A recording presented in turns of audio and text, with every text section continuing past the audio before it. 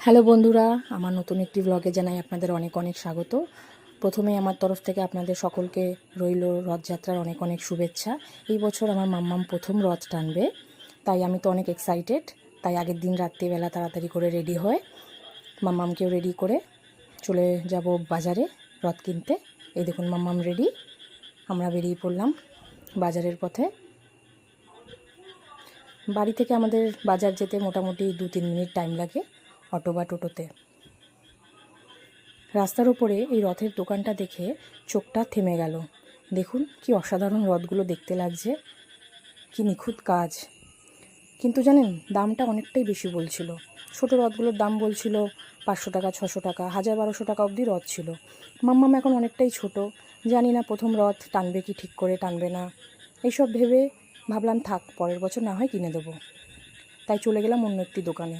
দেখুন এই দোকানের রথগুলো কত সুন্দর লাগছে দেখতে, তাই ভাবলাম এই রথগুলোর মধ্যেই একটা বেছে নিই। তো ফাইনালি আমরা এই রথটা চুজ করলাম। তো যাচ্ছি বাড়ির দিকে।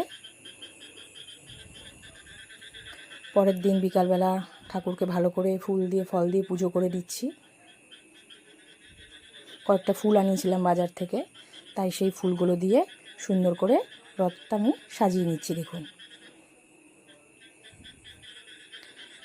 এই হচ্ছে আমার রথের ফাইনাল লুক।